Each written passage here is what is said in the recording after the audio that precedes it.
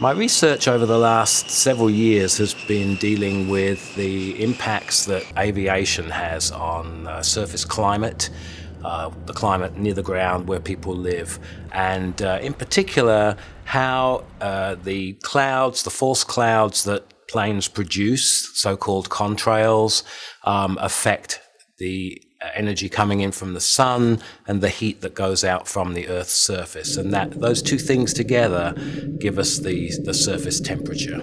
The September 11th study on contrails and their effects on surface temperature was actually something that grew out of some earlier work that I had done that actually started back in the 1980s, in the mid-1980s, when I was at Indiana University in Bloomington, and I noticed that quite often in central Indiana there would be the skies would be covered with contrail clouds, and that actually started my research.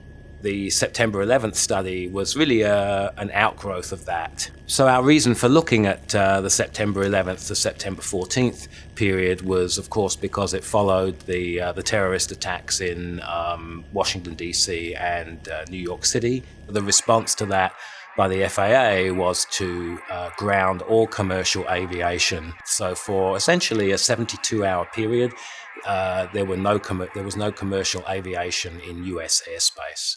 So the most recent study I've been involved in with contrails was to look to see if, on a longer-term basis, if we see an impact of contrails on the surface daily temperature range. And so what we did is we looked at areas where we do get a lot of contrails, the southeast and the Midwest, and looked at pairs of stations, of weather stations, which are most frequently underneath contrails versus stations which tend not to have many contrails occurring over them.